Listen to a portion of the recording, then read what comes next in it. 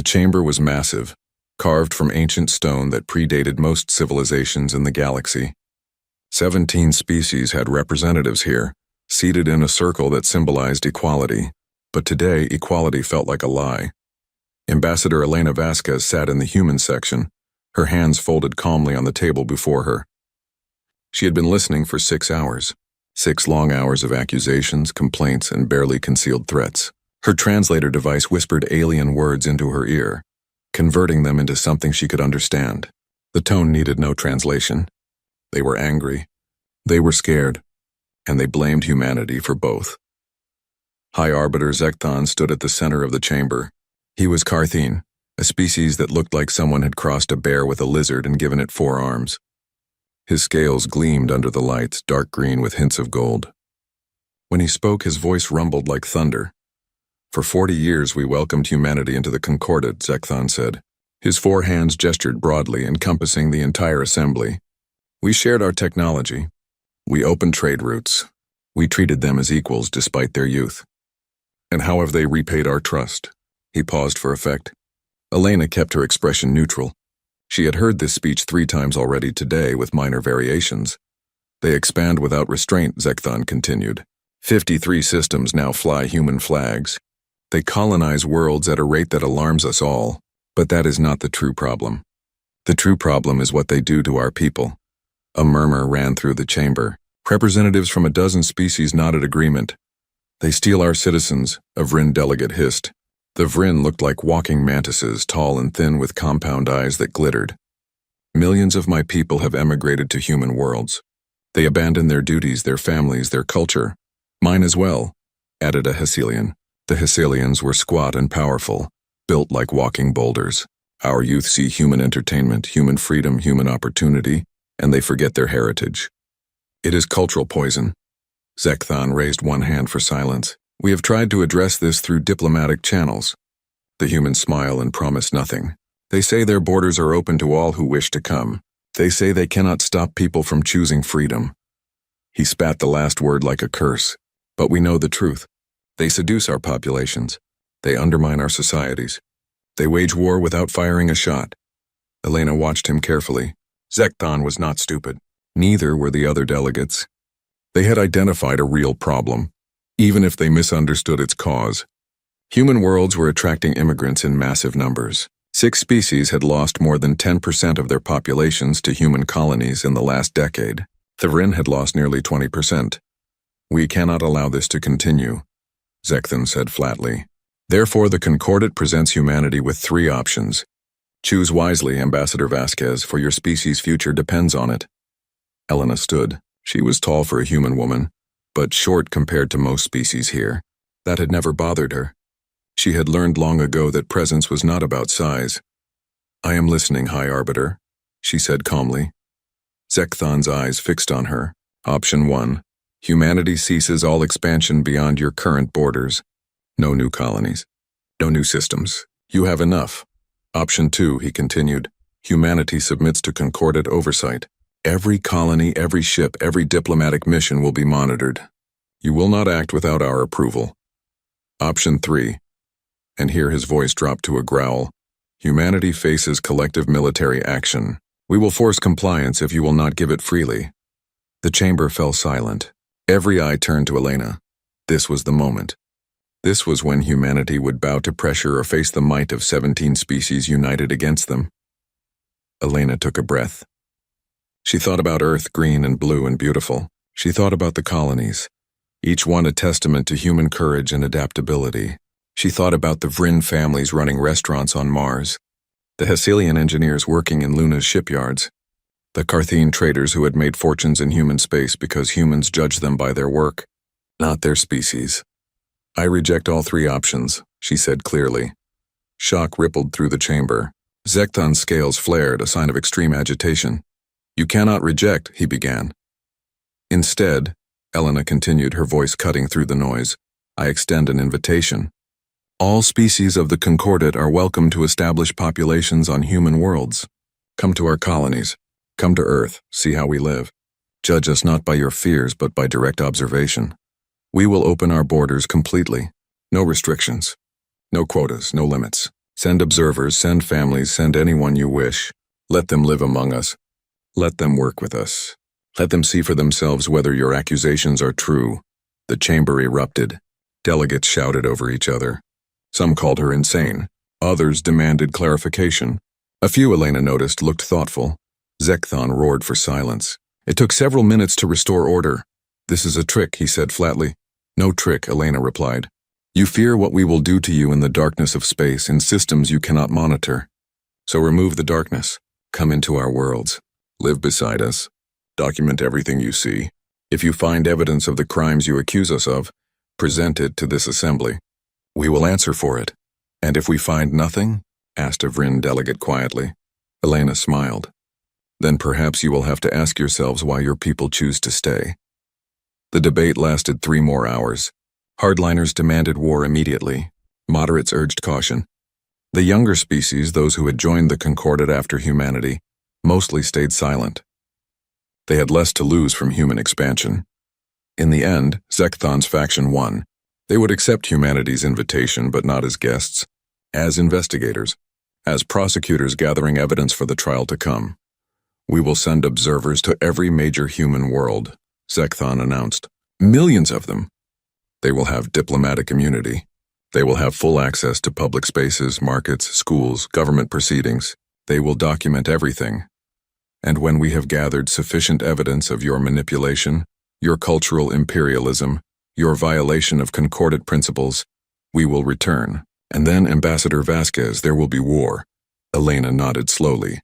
"We accept your terms. Send as many observers as you wish. They will be welcomed." The session adjourned. Elena made her way out of the chamber, trailed by her security detail and staff. Her deputy, Marcus Chen, caught up with her in the corridor. "That was risky," he said quietly. Marcus was a career military officer, seconded to the diplomatic corps. He had the scars to prove his combat experience. "I know," Elena admitted. "They are going to send hundreds of millions of aliens into our space. Some will be spies. Some will be saboteurs. All of them will be looking for reasons to destroy us." "I know that too." "Then why?" Elena stopped walking and turned to face him. Around them, the corridor buzzed with activity as delegates from various species hurried to their transports. "Marcus, do you remember your history? What happened when the Soviet Union sealed its borders and told its people that the West was evil and decadent? Some people believed it. Others didn't. And what happened when the Berlin Wall came down? When people could see both sides?" Marcus was quiet for a moment. "The Soviet system collapsed within 2 years. Exactly. Not because of military action. Not because of sabotage. Because once people could compare, they chose the system that gave them better lives. The Concordat species are terrified of us, Marcus. Not because we are aggressive. Because we are attractive. Their people want what we have. Freedom. Opportunity. A society that judges you by your abilities, not your birth or species. So you're gambling that once they see our worlds up close, they will not want to destroy them?" "Not just that," Elena said softly. "I am gambling that they will want to protect them. Come on, we have a lot of work to do. Earth needs to know what's coming." 6 weeks later, the first wave arrived. 50 million Carthian, proud and suspicious. 30 million Vryn, intellectual and analytical. 80 million Hesselians, practical and skeptical. And representatives from all 14 other species, each bringing their own prejudices and preconceptions. They spread across human space like a flood. Every major colony received thousands, some received millions. They came with recording devices, legal documentation, and absolute certainty that they would find evidence of human crimes. Humanity welcomed them. On Mars, the colonial government set up integration centers. They offered housing assistance, job placement, language courses. The arriving Carthian observers were confused. They had expected hostility, or at least bureaucratic obstacles. Instead, they got efficiency and genuine helpfulness. On Proxima Centauri IV, the city of New Havana prepared for an influx of 2 million observers. The mayor, a woman named Rodriguez, gave a speech to the city. "We are about to receive guests from across the galaxy," she said. "Some of them think we are villains. Some of them think we have brainwashed their citizens. They are wrong, but we will not convince them with arguments. We will convince them with actions. Treat them with respect. Show them who we are. The truth will speak for itself." The observers arrived and dispersed into the population. They rented apartments. They took jobs. They observed. And what they observed confused them. A Carthene military intelligence officer named Corven was assigned to New Havana. He had expected his cover to be difficult to maintain. Instead, he was assigned a cultural liaison immediately upon arrival. Her name was Maria Santos. She was cheerful, helpful, and completely open. "Welcome to New Havana," Maria said, shaking his hand in the human gesture of greeting. "I am here to help you adjust to life on Proxima 4. Do you have housing arranged?" No. I thought I would find something." "No problem. I have a list of available apartments in several neighborhoods. What is your price range? Do you prefer urban or suburban? Close to the spaceport or near the parks?" Corvin stared at her. This was not how infiltration was supposed to work. Over the next week, Maria helped him find an apartment in a mixed neighborhood. She introduced him to his neighbors, 2 human families, a Vryn mathematician and a Hecelian artist. She gave him information about public transportation, local markets, and community events. "There is a neighborhood cookout this weekend," Maria said. "You should come. Good food, good people. It is how we get to know each other here." "I will consider it," Corvin said cautiously. He attended, planning to observe human tribal gatherings for his intelligence reports. What he found was nothing like what he had expected. Humans pressed food into his hands, grilled meat prepared to be compatible with Carthene digestion. They asked about his homeworld. They wanted to know about Carthene music, family structure, religious practices. The questions were not interrogations. They were genuine curiosity. A human child no more than 6 years old stared up at him with wide eyes.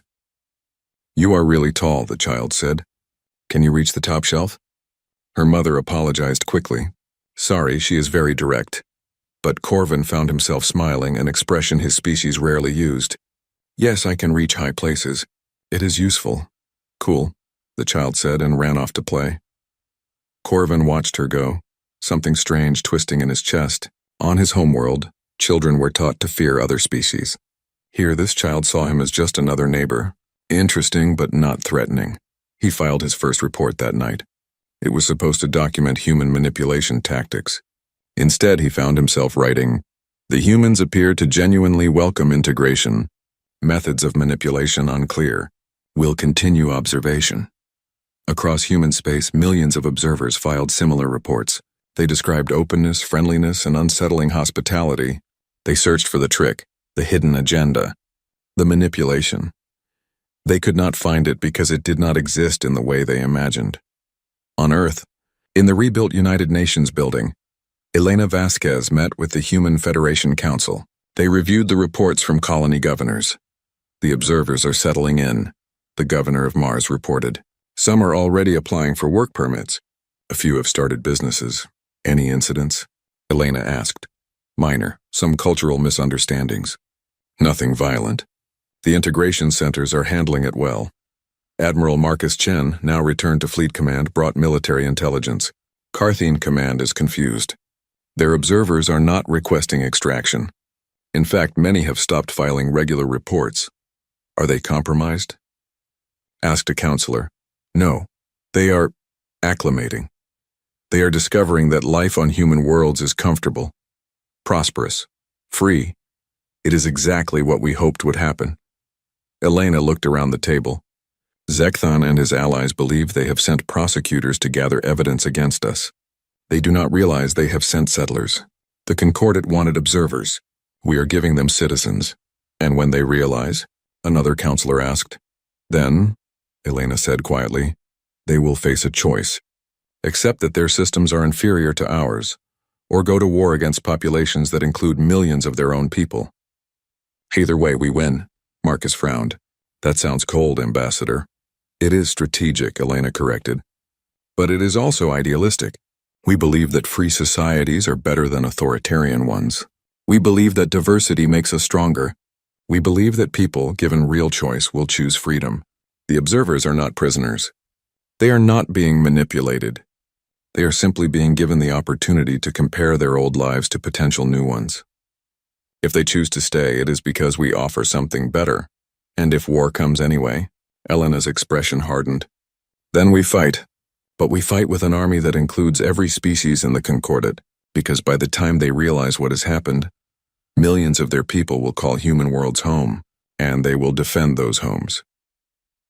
6 months after the observers arrived, Corvin stood on his apartment balcony, looking out over New Havana. The city glowed in the evening light. Below in the streets, humans and aliens moved together without fear or suspicion. A Carthene restaurant had opened down the block, run by a former observer who had decided to stay. Human children were learning Carthene throat singing at the community center. Maria had become a friend. He struggled to explain that in his reports. Friendship was not supposed to happen between intelligence officers and targets, but he could not deny the reality. She cared about his well-being.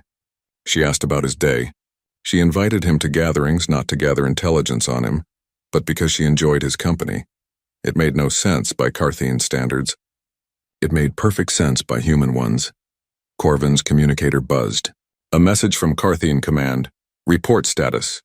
High Command notes decreased communication frequency. Confirm mission parameters. He stared at the message for a long time. Then he looked back at the city, at the life he was building here. A life where he was not defined by his military rank or his family lineage. A life where he was simply Corvin, neighbor and friend. For the first time since he had arrived, Corvin wondered if he would ever go home. And more disturbingly, he wondered if he wanted to. The trap was set. The Concordat had sent observers. Humanity had turned them into guests. And guests, given time and welcome, became residents. The universe was about to learn what happens when you send millions of your people to see if your enemy is truly evil, only to have them discover that your enemy offers a better life than you do. The war had not started yet, but in a way humanity had already won. 3 months had passed since the observers arrived. The reports flooding back to the Concordat homeworlds painted a picture that confused military analysts and terrified politicians. The observers were not uncovering evidence of human crimes. They were uncovering something far more disturbing. They were enjoying themselves. Corvin had stopped counting how many neighborhood cookouts he had attended. It had become routine. Every weekend someone on his street hosted a gathering. Humans, Vryn, Carthene, Hesselians, all mingling in backyards, sharing food and stories. The humans had a saying, breaking bread together. It meant that eating with someone created bonds. They were right. Maria had invited him to her family dinner the previous week. He met her parents, her brother, her niece. They treated him not as an alien intelligence officer, but as Maria's friend. Her mother had even prepared a dish specifically modified for Carthene digestion. The effort touched him more than he wanted to admit in his reports. Those reports were becoming harder to write. What could he say? The humans are kind, they make us feel welcome, they adapt their entire society to accommodate newcomers. These were supposed to be accusations, but they sounded like praise. He was not alone in his struggle. Across New Havana, thousands of Carthene observers were having similar experiences. In the commercial district, a Carthene merchant named Thelva had opened a traditional Carthene spice shop. Human customers flooded her store, eager to try new flavors. Within a month, she had expanded to 3 locations. Her profits exceeded anything she had made on the homeworld. At the university, Carthene scholars were astounded by human academic culture. They shared data freely. They collaborated across species lines. They gave credit generously. A Carthene physicist named Raldock published a paper on quantum mechanics with 3 human co-authors. On the homeworld, such collaboration would have been impossible. Here it was encouraged. In the Colonial Defense Force, Carthene military observers found themselves training alongside human soldiers. The humans did not treat them as inferiors or potential enemies. They treated them as fellow professionals. They asked for advice on tactics. They incorporated Carthene combat styles into their training. They promoted based on skill, not species. One evening, Corvin sat in a cafe with Maria and 2 other neighbors, a human named James and a Vryn named Clicktet. The cafe was crowded, filled with the buzz of conversation in a dozen languages. Translation devices were everywhere, but people were also learning each other's languages naturally. "I do not understand you people," Corvin said, sipping a drink that tasted like Carthene ale but was made from earth plants. "What do you mean?" Maria asked, smiling. "You make everything look easy. Integration, cooperation, harmony. It is not supposed to be this simple." James laughed. He was an engineer, practical and direct. "It is not simple. It is hard work. But we believe it is worth it." "Why?" Corvin pressed. Your species fought terrible wars among yourselves. Your history is full of hatred and violence. How did you learn to accept differences? Maria's smile faded slightly. We learned because we had to. We nearly destroyed ourselves fighting over differences. Race, religion, nationality, ideology. We built weapons that could end all life on Earth, and we came very close to using them. What stopped you? Fear, James said quietly. And hope. We were terrified of extinction, and we hoped that we could be better, so we made a choice. We decided that cooperation was stronger than conflict. That diversity was better than uniformity. That judging people as individuals was wiser than judging them by their group. Clicktet, who had been silent until now, spoke in the clicking, whistling language of the Vryn. The translator rendered it into words. My people believe in intellectual purity. We think mixing ideas dilutes truth. But I have learned more in 3 months on this world than in 10 years on Vryn Prime. The humans are right. Different perspectives create better understanding. Corvin looked at his companions. 3 species sharing drinks and conversation as naturally as breathing. This was what terrified the Concordat. Not human military might, not human technology. This. The simple, undeniable fact that humans made other species want to join them. His communicator buzzed. Another message from Carthene Command. They were becoming more insistent. Report detailed findings. High Command requires evidence of manipulation tactics. Your recent reports lack specificity. Corvin excused himself and stepped outside. The night air was cool. Above, 3 moons hung in the sky. This was not his homeworld. This was not where he had been born. But increasingly, it felt like home. He composed a response carefully. Subject, detailed observation report. Human manipulation tactics are subtle and pervasive. They employ hospitality as a weapon, creating false sense of security. They use food-sharing rituals to establish artificial bonds. They pretend to value individual merit over species identity. But this may be a method of breaking down proper social structures. Recommend continued observation. Cannot yet determine full extent of their strategy. It was all technically true. It was also deeply misleading. The humans were not pretending to value individuals. They genuinely did. The bonds were not artificial. They were real. But Corvin could not write that. Command would recall him immediately for being compromised. Was he compromised? By intelligence standards, yes. He had formed emotional attachments to targets. He had begun to adopt local customs. He had started thinking of this colony as home rather than assignment, but he did not feel compromised. He felt liberated. Corvin was not unique. Across human space, observers were having similar crises. They had been sent to find evidence of crimes, but they were finding communities that worked better than anything they had known. On Mars, a Hesselian military analyst named Grudnak had been assigned to examine human defensive structures. He expected to find aggressive military expansion. Instead, he found a defense force focused entirely on protection, not conquest. They trained for defensive operations. They built shields, not swords. When he asked why, a human officer said simply, "We fight to protect what we love, not to take what others have." The concept was alien to Grudnak. Hesselian military doctrine was built on the idea that the best defense was overwhelming offense. But watching human forces train, he saw the truth in their philosophy. They were formidable because they had something worth defending. He began training with them. It started as observation but evolved into participation. The humans welcomed his input. They adapted their tactics based on his suggestions. Within 2 months, Grudnak was leading a mixed species unit. Humans, Hesselians, Vryn, Carthene, all working together seamlessly. When Hesselian Command ordered him to return and report, Grudnak requested an extension, then another, then another. He could not bring himself to leave. His unit needed him. His friends needed him. The word felt strange in his mind. Friends. Hesselian culture did not emphasize friendship, but here it was everywhere. On Europa, a Vryn scientist named Shellis was analyzing human research methods. She expected to find theft of Concordat intellectual property. Instead, she found open collaboration that accelerated discovery at an unprecedented rate. Humans shared data freely. They published findings without demanding sole credit. They welcomed input from any source, regardless of species. Shellis contributed to a project studying bacterial life in Europa's oceans. Her insights were immediately incorporated. She was added as a co-author on 3 papers within a month. On Vrin Prime, she had spent 20 years fighting for recognition in a hierarchical academic system. Here she had recognition within weeks simply by doing good work. When she applied for permanent residency, her family back home cut off contact.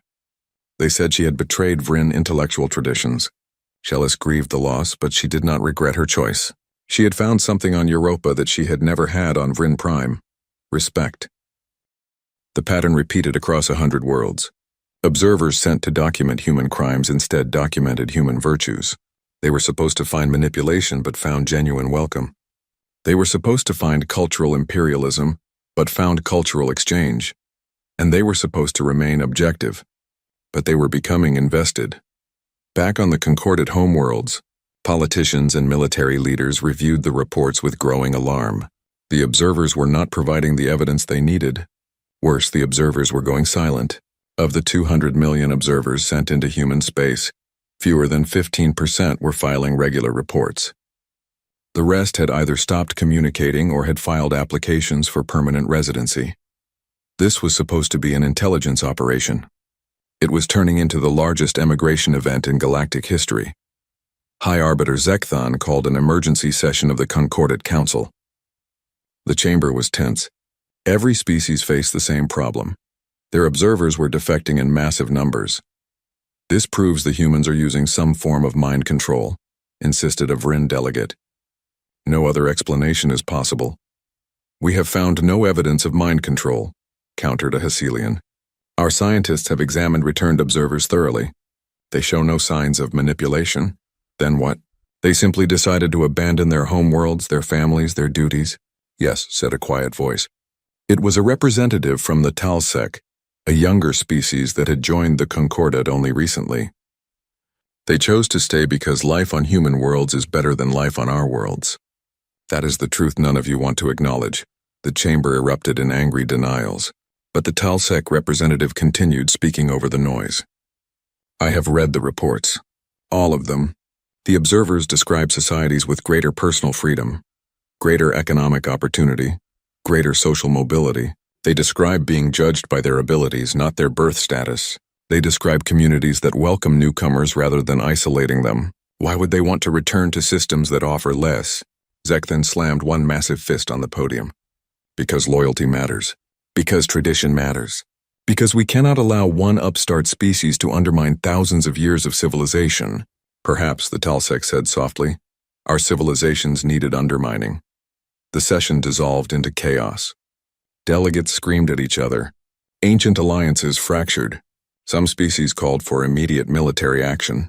Others urged patience. A few very quietly began discussing reform. Zekthon left the chamber in a rage. He returned to his private office and accessed the communication network. He opened a secure channel to Corvin, one of his most trusted intelligence officers. Corvin, respond immediately. This is High Arbiter Zekthon. I am issuing a direct order. You will cease your current assignment and return to the homeworld. You will provide testimony before the High Council regarding human manipulation tactics. Failure to comply will be considered treason. The message sent. Zekthon waited. Hours passed. No response came. Finally, a reply arrived. Zekthon opened it with shaking hands. High Arbiter Zekthon, I have received your order. After careful consideration, I must respectfully decline. I am resigning my commission in Carthene military intelligence effective immediately. I am applying for citizenship in the Human Federation. I will not provide testimony that misrepresents what I have observed. The humans are not manipulating us. They are simply offering us a better way to live. I am sorry, but I cannot return to a society that offers less freedom, less opportunity, and less respect for individual worth. This was not an easy decision, but it is the right one. I wish you and the Dominion well. Respectfully, former intelligence officer Corvin. Zekthon stared at the message in disbelief. Corvin had been one of his best officers. Loyal, capable, dedicated, and now defected. If the humans could turn someone like Corvin, they could turn anyone. Zekthon made a decision. He would go to human space himself. He would see these worlds with his own eyes. He would find the truth behind their manipulation. And then he would lead the war that would destroy them before they destroyed the Concordate. On New Havana, Corvin read his own message again after sending it. His hands shook slightly. He had just committed treason against his own species. He had betrayed oaths he had sworn decades ago. He had cut ties with his homeworld, possibly forever. But he felt no regret. Only relief. Maria found him on his balcony an hour later. She took one look at his face and knew something significant had happened. "Are you okay?" she asked. "I just resigned my military commission. I am applying for citizenship here." Maria's eyes widened. Then she smiled and hugged him. It was a human gesture of comfort and celebration. Corvin had learned to appreciate it. "Welcome home," she said.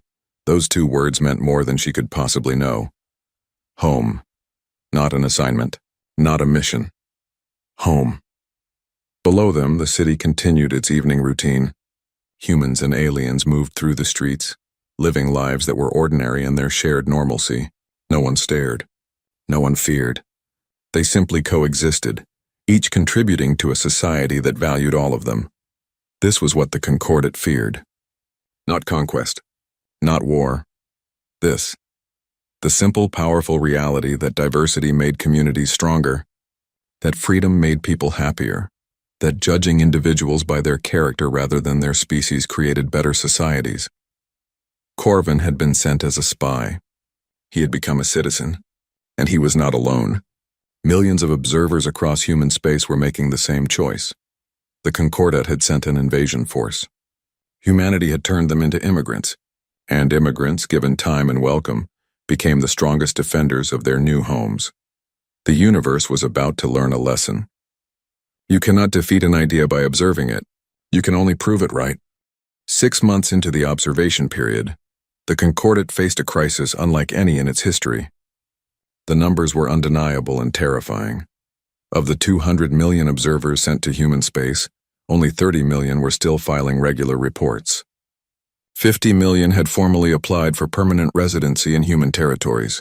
The remaining 120 million were simply living their lives on human worlds, neither reporting nor requesting extraction. High Arbiter Zekthon stood before a galaxy map in his private chambers. Red dots marked human colonies. Blue dots marked Concordat worlds. For thousands of years, the blue had dominated. Now red was spreading like blood in water. But the true threat was not the red dots themselves. It was what they represented. Each human colony now hosted populations from multiple Concordat species. They were no longer purely human worlds. They were something new, something the Concordat had no name for. Zekthon made a decision. He would visit human space personally. He would bring a team of investigators. He would find the secret behind human manipulation, and he would use that knowledge to finally justify the war his people demanded. The human response to his visit request came within hours. Ambassador Elena Vasquez herself extended the invitation. No restrictions. No limitations. He could visit any colony, interview any resident, examine any facility. They would provide transportation, translation, and complete access. It was, Zekthon thought grimly, exactly what he would have done if he were hiding nothing. Which made it either genuine openness or exceptionally sophisticated deception. 3 weeks later, Zekthon's ship arrived at New Havana. The colonial government greeted him with full ceremony, but without military presence. The mayor, a human woman named Rodriguez, welcomed him personally. High Arbiter Zekthon, welcome to New Havana. We are honored by your visit. I hope you will find your stay enlightening. I intend to find it revealing, Zekthon replied coldly. Rodriguez smiled as if he had said something pleasant. Of course. I have arranged accommodations for you and your team. You have full diplomatic immunity and unrestricted access to all public spaces. If you need access to non-public areas, simply request it through my office. We will accommodate you whenever possible. Over the next week, Zekthon conducted his investigation with military precision. He interviewed defectors. He examined economic records. He attended public meetings. He observed schools. He visited markets, factories, residential areas, and government buildings. What he found disturbed him deeply. The defectors were not being held against their will. They were living freely, working jobs they had chosen, raising families in communities they had selected. When he questioned them, they answered honestly without fear or hesitation. A Carthene merchant told him, I make more profit here in 1 month than I made in a year on the homeworld. The humans judge my products by their quality, not by my species. Competition is fair. Regulations are clear. I have expanded my business 3 times. A Vrin scientist said, I have published more research here in 6 months than in 20 years on Vrin Prime. The humans share data freely. They collaborate without demanding ownership. Merit determines recognition, not political connections. Why would I return to a system that limited my work? A Hesselian soldier stated, I lead a unit of mixed species. Humans, Carthene, Vrin, even 2 other Hesselians. We train together. We respect each other's strengths. They promoted me because I was good at my job, not because of my family lineage. The human military values competence over pedigree. The testimonies followed the same pattern. Better economic opportunity, greater personal freedom, merit-based advancement, societies that welcomed difference rather than fearing it. Zekthon interviewed a human psychologist trying to understand the mechanism. How do you do it? How do you make them want to stay? The psychologist, a woman named Dr. Chen, looked confused by the question. We do not make them do anything. We simply offer them the same opportunities we offer our own citizens. Freedom to choose their occupation, their residence, their beliefs. Protection under law regardless of species. A society that judges individuals by their actions, not their biology. Most beings given the choice prefer freedom over control. But you must do something. Use some technique. The numbers are too large to be natural. Dr. Chen shook her head. High Arbiter, I think you are looking for a conspiracy where there is only a simple truth. People move toward opportunity and away from restriction. Human worlds offer more opportunity and less restriction than concordant worlds. That is not manipulation. That is just reality. Zekthon wanted to argue, but the evidence surrounded him. He walked through streets where humans and aliens mixed without tension. He watched children of different species play together without supervision or conflict. He saw businesses run by aliens thriving alongside human enterprises. He observed community councils where representatives of 5 species debated policy without violence or domination. It was everything the Concordat claimed to be but never achieved. Unity through cooperation rather than through enforced conformity. On his 5th day in New Havana, Zekthon encountered someone unexpected. Corvin, his former intelligence officer, stood in a marketplace shopping for food. He wore civilian clothing and carried a bag filled with vegetables and Carthene spices. Zekthon approached. Corvin saw him and tensed but did not flee. Traitor, Zekthon said quietly. Former officer following his conscience. Corvin replied calmly. High Arbiter, what are you doing here? Investigating. Seeking proof of human crimes. Have you found any? Zekthon was silent. You will not find what you are looking for, Corvin said, because it does not exist. The humans are not manipulating us. They are simply offering us better lives. That is not a crime. It is a gift that destroys our societies. Do you know how many Carthene have defected now? Over 40 million. Nearly 10% of our population. Our economy is collapsing. Our military is understaffed. Our culture is dying. Our culture was already dying, Corvin said fiercely. It died the moment it became more important to maintain hierarchy than to promote excellence. It died when we decided that tradition mattered more than progress. It died when we taught our young to fear difference rather than embrace it. The humans did not kill our culture. They simply offered an alternative. And millions of us chose it. A human woman approached. Maria. She carried her own shopping bag. She smiled at Corvin, then noticed Zekthon and her smile became more cautious. Everything okay? She asked Corvin. Yes, Maria, this is High Arbiter Zekthon, my former commander. High Arbiter, this is Maria Santos, my friend. Maria extended her hand in the human greeting.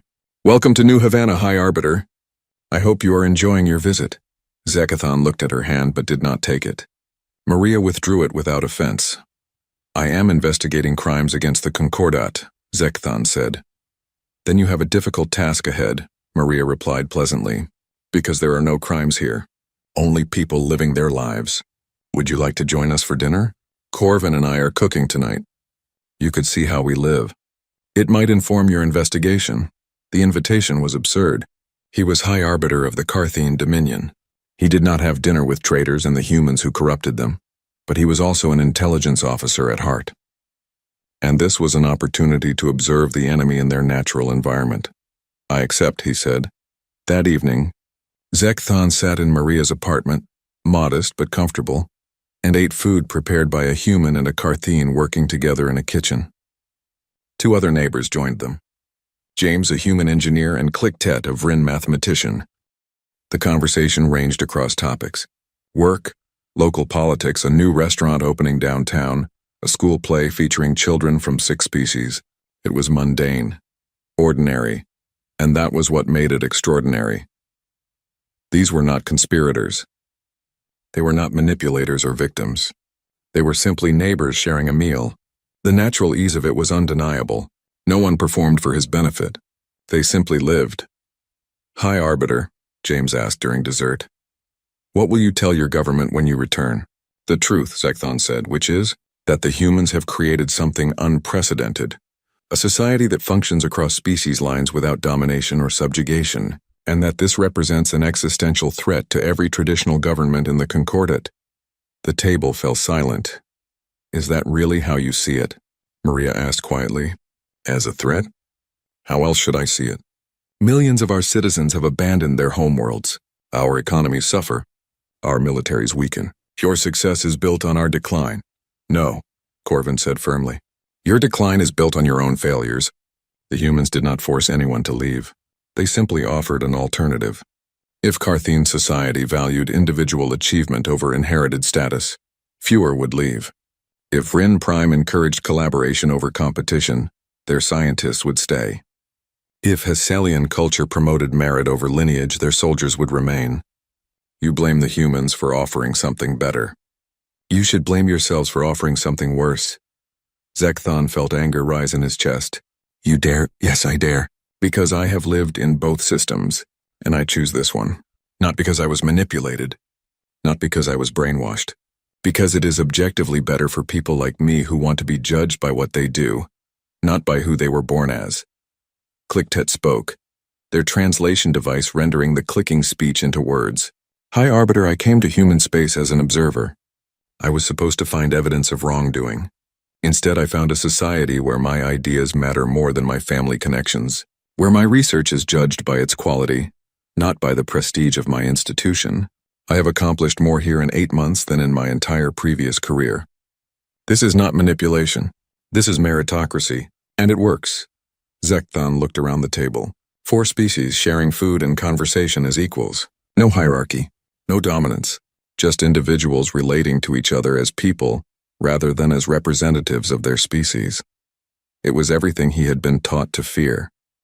And it worked beautifully. He left the dinner without saying goodbye. He returned to his ship and spent the night reviewing his findings. The evidence was overwhelming and undeniable. The humans were not using mind control or manipulation. They were simply living according to principles that produced better outcomes than concordant principles. The question was what to do with that information. He could report honestly and admit that human society was superior to Carthene society. That would mean accepting the need for massive reforms. It would mean admitting that thousands of years of Carthene culture were flawed at a fundamental level. It would mean revolution, or he could lie. He could claim evidence of manipulation, even if none existed. He could justify war.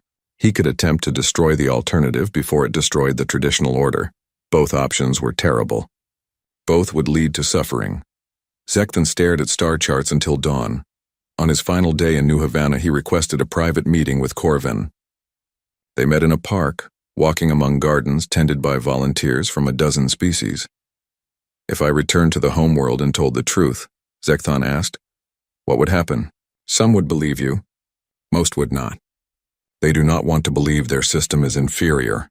Admitting that requires admitting they have wasted their lives maintaining something broken. And if I lie? If I claim the humans are manipulating us? Then you get your war. And you will lose. Because millions of concordant citizens now live on human worlds. They will fight to defend their homes. You will be asking Carthene soldiers to kill Carthene civilians. Vryn to kill Vryn, Hesselian to kill Hesselian. Even if you win militarily, you lose politically. There is no good option.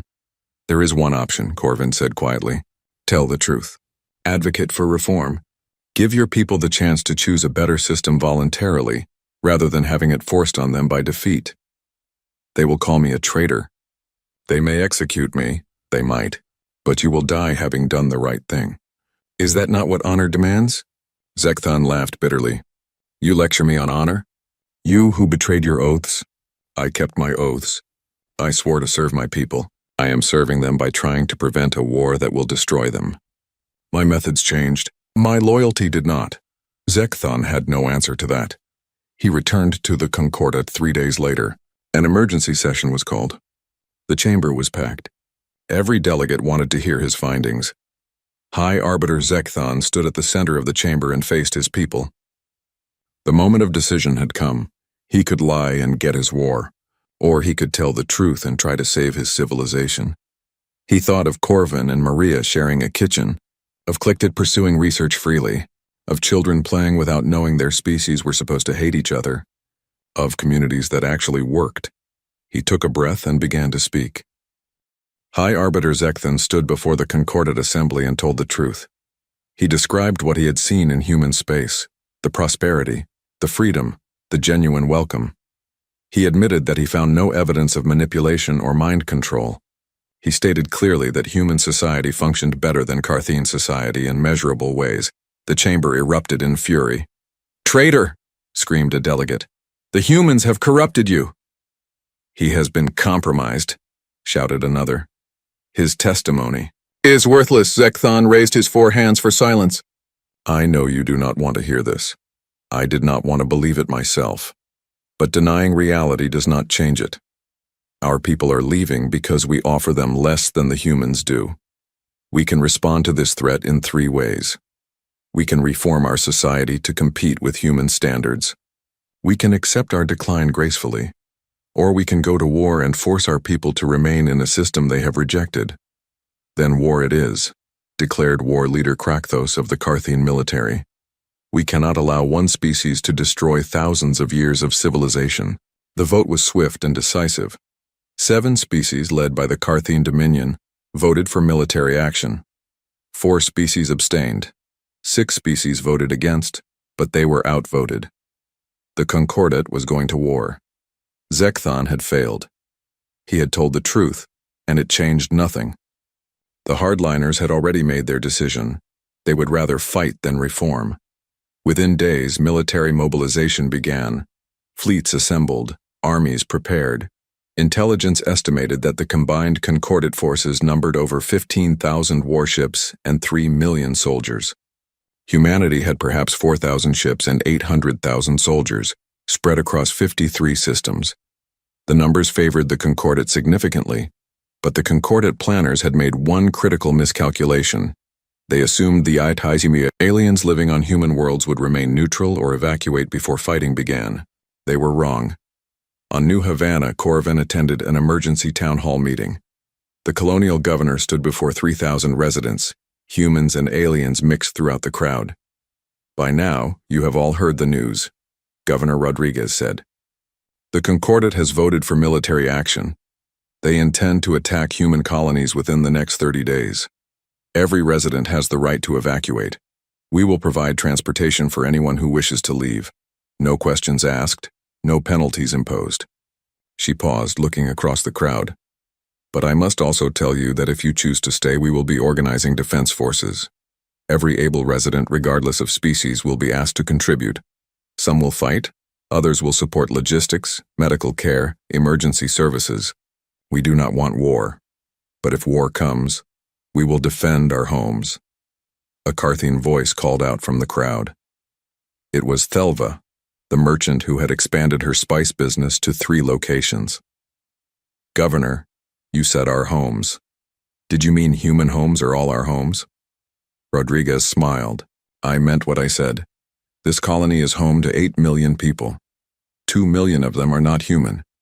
But they are all residents. They all contribute. They all belong. So yes, I mean all our homes." "Then I will fight," Thelva said. "I will not allow anyone to destroy what I have built here." Another voice, Vryn this time. "I came as an observer. I stayed as a citizen. If the Concordat attacks, they attack my home. I will defend it." A Hesselian stood, massive and powerful. "I serve in the Colonial Defense Force already. My oath was to protect this colony and all its people. That oath does not change because my birth species has gone mad." One by one, voices rose. Carthene, Vryn, Hesselian, and others. Not all chose to fight, Some chose evacuation, but thousands chose to stay and defend. Corvin stood and caught the governor's eye. I will fight, and I will command if you need me. I know Carthene military tactics better than any human. Use my knowledge. Rodriguez nodded. Report to Colonial Defense Headquarters tomorrow. We are going to need every advantage we can get. Across human space, the scene repeated. Millions of aliens faced a choice. Most chose to stay. Some because they had built lives they refused to abandon. Others because they believed in the principles human society represented. Still others because they were angry at being forced to choose between their birth species and their chosen homes. The Concordat had not anticipated this. They had assumed loyalty to species would override loyalty to place. They were learning that loyalty is not inherited. It is earned. 3 weeks later, the Carthene Dominion fleet arrived at New Havana. 63 warships against New Havana's 12 defenders. War leader Krakthos commanded the fleet personally. He had expected this to be simple. Destroy the colonial defense forces, occupy the colony, extract Carthene citizens, and establish Concordat control. His communication officer received a signal from the defense fleet. War leader, we have an incoming transmission from the human forces. Ignore it. They will only beg for mercy. Sir, the transmission is in Carthene. It uses military protocols. Krakthos frowned. Put it through. The voice that filled his command center was familiar and shocking. War leader Krakthos, this is Commander Corvin, Colonial Defense Force of New Havana. I hereby warn you that you are approaching a populated colony containing 42,000 Carthene citizens. If you attack, you will be firing on your own people. Krakthos felt rage and disbelief mix in his chest. Corvin, the intelligence officer? Former intelligence officer, current defender of my home. War leader, I know you. I served under you for 7 years. You are a soldier of honor. Think carefully about what you are about to do. There are children on this colony, Carthene children, families, civilians. They have built lives here. Will you destroy them to make a political point? They are traitors who abandoned their oaths. They are citizens who chose a better life. That is not treason. That is freedom. War leader, I am begging you. Do not do this. Call for negotiations. Find a peaceful solution. Do not start a war that will kill thousands of your own people. Krakthos terminated the connection. All ships prepare to attack. We will destroy the defense fleet first, then establish orbital control. His tactical officer hesitated. War leader, 3 of our captains are requesting clarification. They have family members on the colony surface. They are uncomfortable with the attack orders. Discomfort is irrelevant. All ships will follow orders or face court-martial. The fleet advanced. New Havana's defenders moved to intercept. The battle was brief and brutal. Human ships used unconventional tactics learned partially from Corvin's knowledge of Carthene doctrine. They knew how the Carthene fleet would move because Corvin had trained them in those patterns. The defenders lost 4 ships. The Carthene lost 7. But the real damage was not military. During the battle, 3 Carthene ships refused direct orders to fire on the colony. Their captains stated clearly that they would not attack a settlement housing their own families. The 3 ships broke formation and withdrew to neutral space. Krakthos was forced to retreat and regroup. He had lost ships, but worse, he had lost cohesion. His fleet was fracturing. That night, transmissions flooded Carthene homeworld networks. Footage from the battle, helmet camera views from human soldiers fighting alongside Carthene defenders, interviews with Carthene civilians on New Havana, crying as they described hiding in shelters while their birth species attacked their chosen home. The Carthene public was shocked. Many had supported the war effort abstractly. Seeing Carthene fighting against Carthene made it real and terrible. Protests erupted in major Carthene cities. Families of the 42,000 Carthene on New Havana demanded ceasefire. Military families whose relatives served on the 3 ships that refused orders spoke out in support of their loved ones' decisions. The Dominion government tried to suppress the information. They failed. Human communication networks were too distributed, too resilient. The truth spread faster than censorship could contain it. Meanwhile, The pattern repeated at other human colonies. Vrin fleets attacked colonies housing Vrin civilians. Hecelian forces faced Hecelian defenders. Species after species confronted the reality that they were being asked to wage war on their own people. Some followed orders, others refused. Military cohesion crumbled across concordant forces. 4 days after the Battle of New Havana, the Vrin Collective announced it was withdrawing from the war effort. Their leadership stated clearly, "We cannot ask our soldiers to kill Vrin civilians. This conflict has no military solution." The Hecelian clans followed 2 days later with a similar announcement. Within a week, the Grand Alliance Against Humanity had collapsed to just 3 species still committed to military action. And even among those 3, dissent was spreading. High Arbiter Zekthon watched the disintegration from his chambers. He had been stripped of most of his authority for his compromised testimony. But he still had access to intelligence networks. He knew what was happening. The war was failing not because humanity was militarily superior. It was failing because you cannot conquer someone who has already won the hearts of your own people. He composed a message to Ambassador Elena Vasquez. "I request permission to travel to Earth for direct negotiations. The war cannot continue. But my government will not admit defeat unless given a path forward that preserves some dignity. Will you negotiate?" The reply came within hours. "Yes, come immediately. We do not want this war any more than you do. Let us find peace together." Zekthon traveled to Earth in a small diplomatic shuttle, not a warship. He was met not by armed guards but by diplomatic staff. Ambassador Vasquez greeted him personally. "High Arbiter, welcome to Earth. I'm sorry it took war to bring you here." "As am I," Zekthon replied wearily. They met in a conference room overlooking Lake Geneva. Coffee was served, adapted for Carthene biochemistry as always. The small courtesy reminded Zekthon of why humanity kept winning. They thought of details that made others comfortable. "You have won," Zekthon said without preamble. "You have defeated us without needing to destroy us. Half our population now lives in your space or wants to. Our military forces refuse to fight because you have made homes for their families. Your victory is complete. What terms do you demand?" Vasquez set down her coffee cup. "High Arbiter, we demand nothing.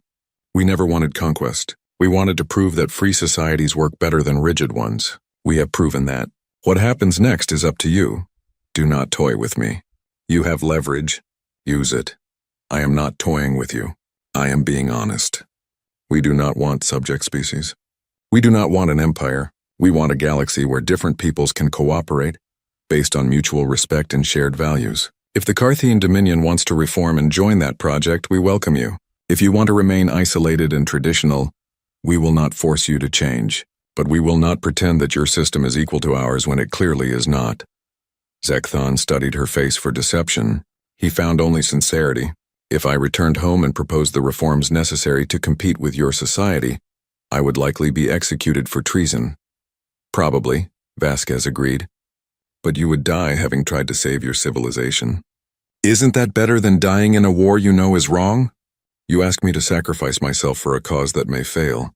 I ask you to lead. That is what leaders do. They take risks for their people's benefit." Zekthon was silent for a long moment. "If I do this, if I return and advocate for reform, will you help? Will you provide advisors, resources, support?" "Yes, anything you need, but the reforms must be genuinely chosen by your people. We will not impose change. It must come from within. And if my people execute me and choose war instead?" Vasquez's expression hardened. "Then we will defeat you decisively. But we will do so with sorrow, not satisfaction. We would rather have you as partners than as defeated enemies." Zekthon stood and walked to the window. Earth spread below, blue and green and beautiful. Billions of humans lived down there, along with millions of aliens who had chosen to make Earth their home. It worked. He had seen it work on New Havana.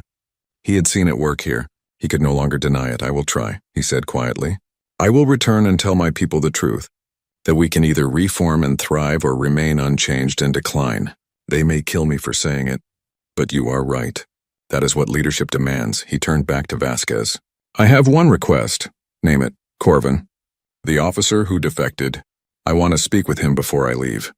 Not as his commander. As someone seeking wisdom," Vasquez smiled. I will arrange it. 2 days later, Zekthon and Corvin met in a garden on Earth. It was neutral ground, peaceful and green. They walked among flowering plants tended by volunteers from 8 species. You were right, Zekthon said. About everything.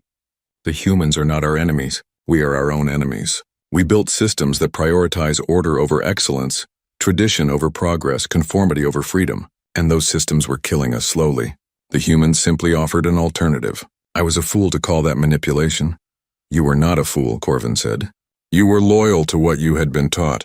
But loyalty to wrong ideas is not virtue. It is just stubbornness. I am going to try to reform the Dominion. I will probably fail and die. Do you have any advice for a doomed mission? Corvin smiled. Tell them what you saw. Not theories or abstractions, stories.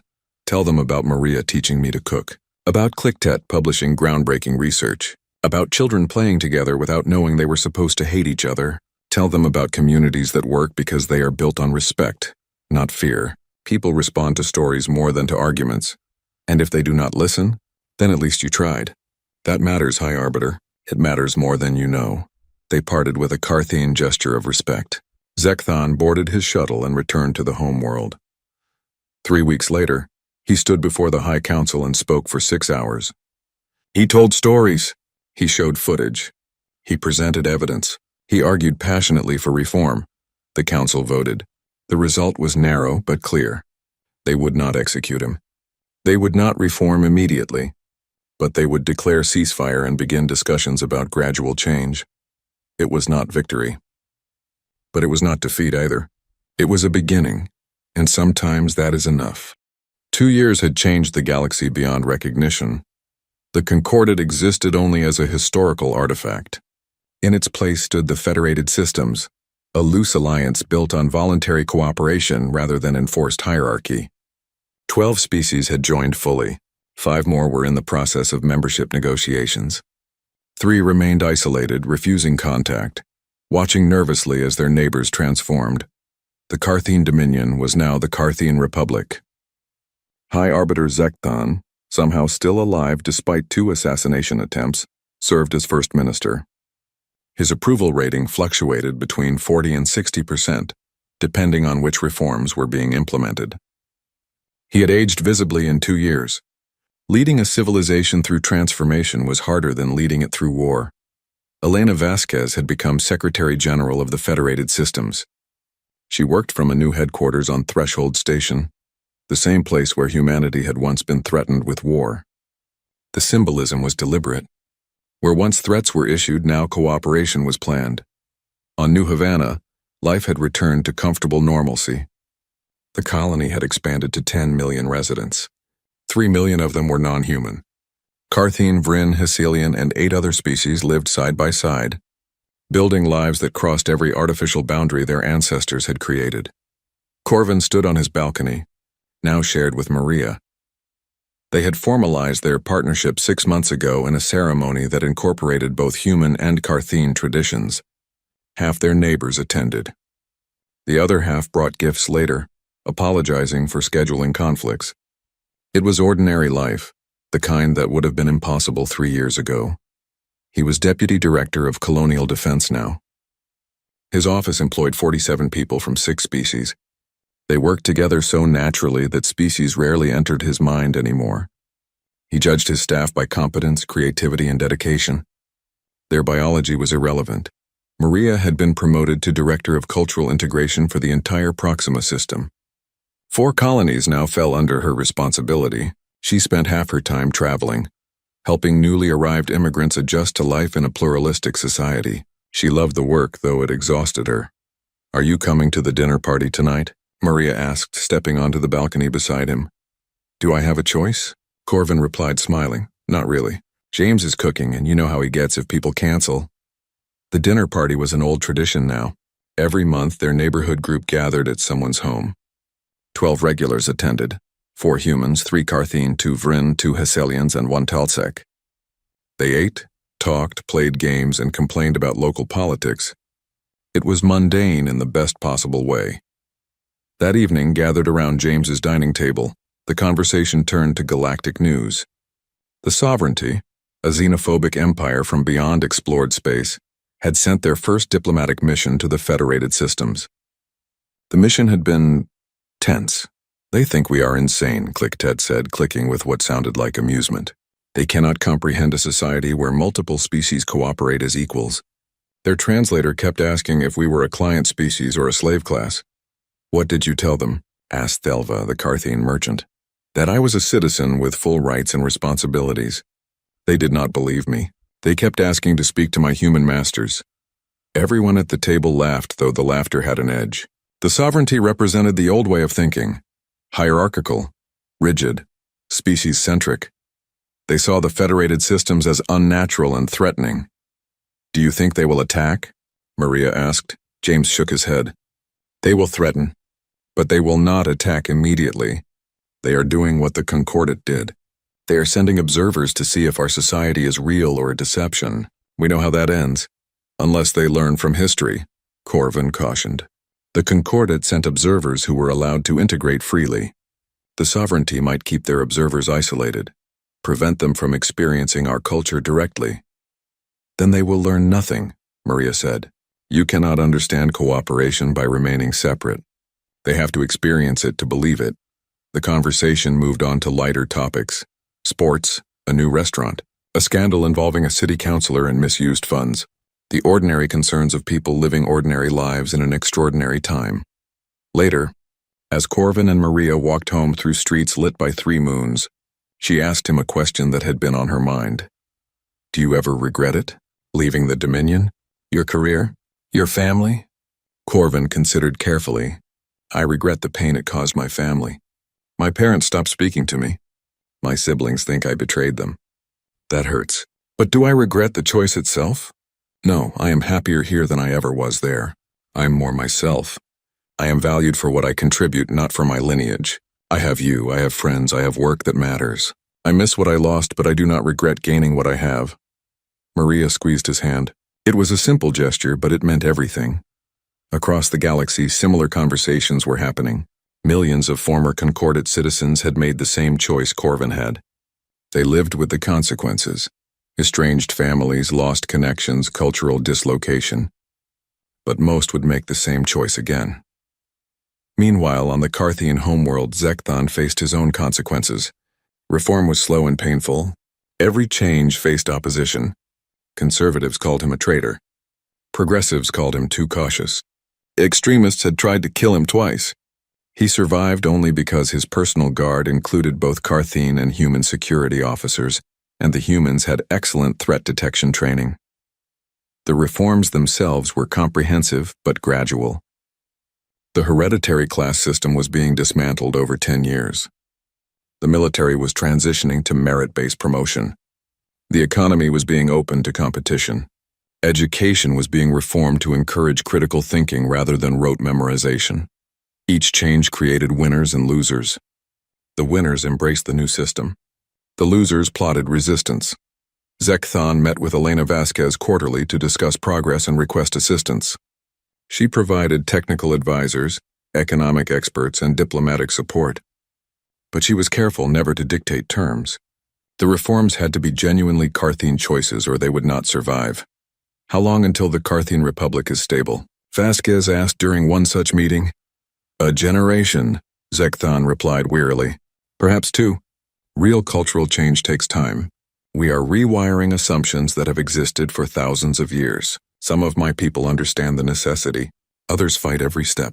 I will not live to see the completion of this work. But perhaps my successor will."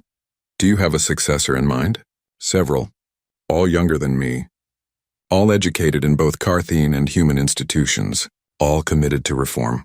Whether they survive the political combat necessary to take power is another question." Vasquez smiled. "Democracy is messy, but it is better than the alternatives." "So I am learning," Zekthon agreed. "Slowly, painfully, but learning nonetheless." Not every species followed the Carthian path. 3 species had sealed their borders completely after the war. They expelled all humans and contaminated citizens. They banned outside media. They returned to isolationism. The Federated Systems respected their choice. No pressure was applied, no sanctions imposed. But the isolation was not complete. Information leaked through. Citizens who had relatives in the federated systems heard stories. Traders brought goods and tales. The isolated species were building walls, but walls are permeable. Within those 3 species, underground movements had begun. Small groups advocating for reform, secret networks sharing forbidden information about life in the federated systems. They were growing slowly, but they were growing. History suggested that isolation could not last.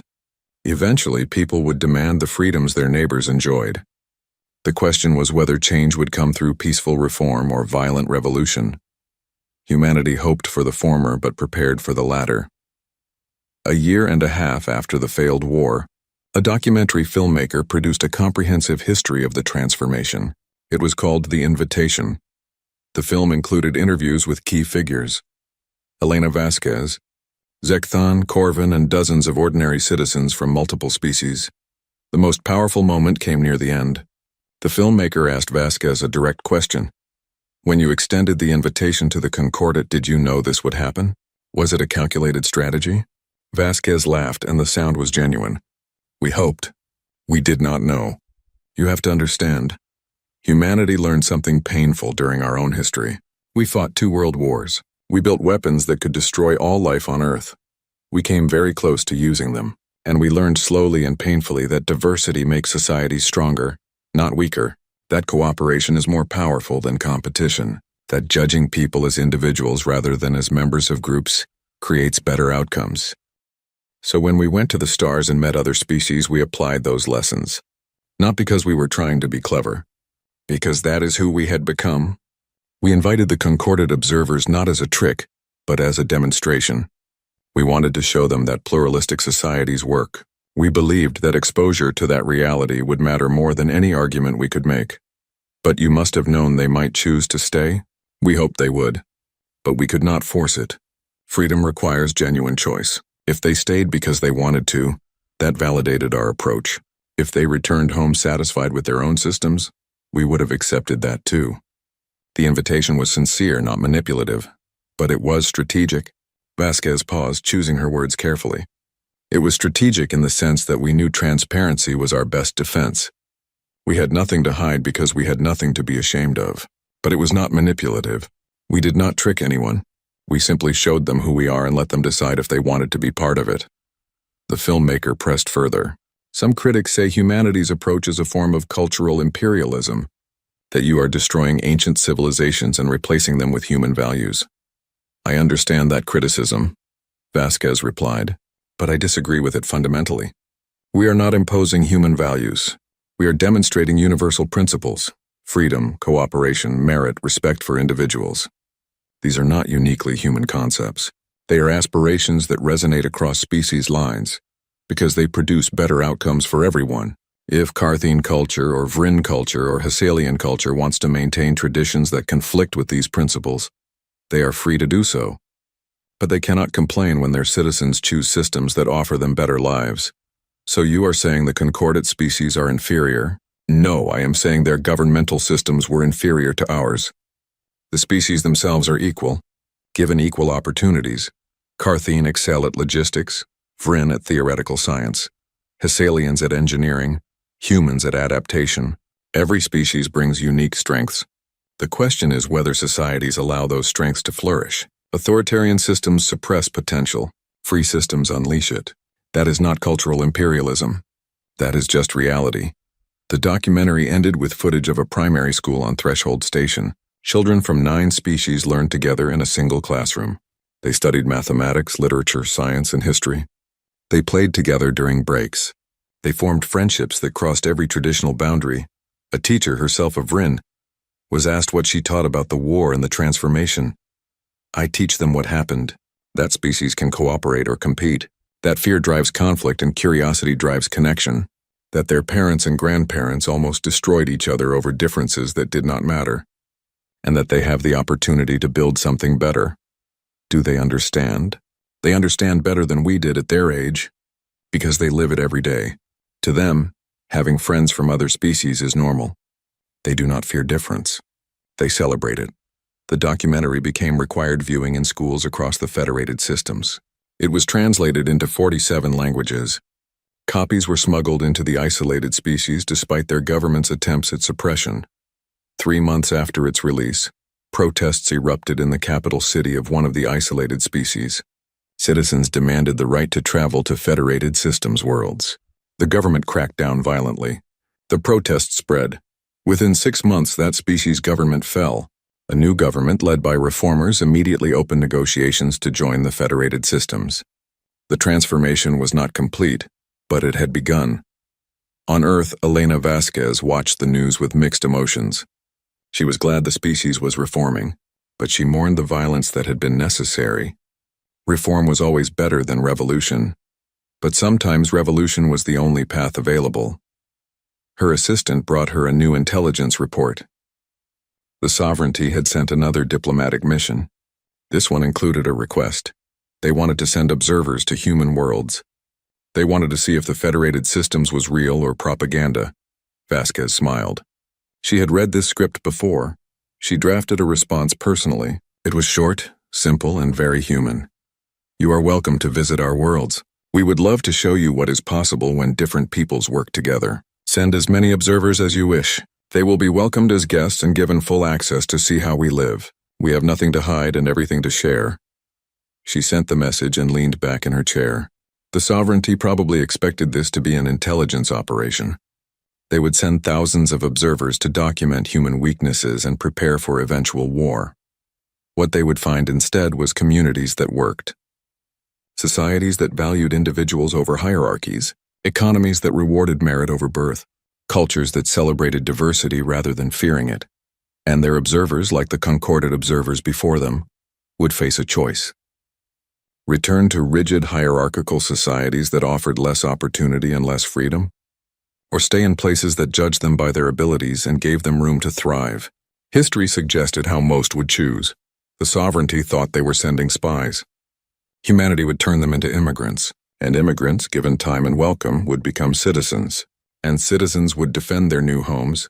The cycle would repeat. The invitation would work again, not because humanity was manipulating anyone, because humanity was offering something genuine, a society where difference was strength, where freedom was protected, where individuals mattered more than categories. The universe had learned, slowly and painfully, why the galaxy had threatened humanity. They had threatened because they feared change, because they protected old systems that benefited the powerful at the expense of the many, because they confused tradition with truth, and humanity had invited them in. Not to conquer them, not to dominate them, but to show them that another way was possible. Some accepted the invitation and transformed. Others rejected it and isolated themselves. A few fought and lost, but all eventually learned the same lesson. You cannot defeat an idea whose time has come. You can only join it or be left behind. Corvin stood on his balcony on New Havana, Maria beside him, watching the city lights glow in the evening. Somewhere out there, the Sovereignty was preparing to send observers. Somewhere else, isolated species were debating whether to maintain their walls or tear them down. Across a dozen worlds, children played together without knowing their species had once been enemies. The transformation was not complete. It might never be complete. There would always be resistance, always be those who preferred the old ways. But the direction was clear. The galaxy was learning, slowly, painfully, but learning. Corvin had been sent as a spy and became a citizen. Zekthan had been an enemy and became an ally. Millions had crossed boundaries that their ancestors thought were absolute. And humanity kept issuing invitations. Come see how we live. Judge for yourselves. Choose freely. We believe in you. It was the most powerful weapon any species had ever wielded. Hope. And hope, as the universe was learning, was contagious. The lights of New Havana glowed brighter as night fell. And somewhere in the darkness beyond, another species was preparing to accept humanity's invitation. The cycle would continue. The transformation would spread, one invitation at a time.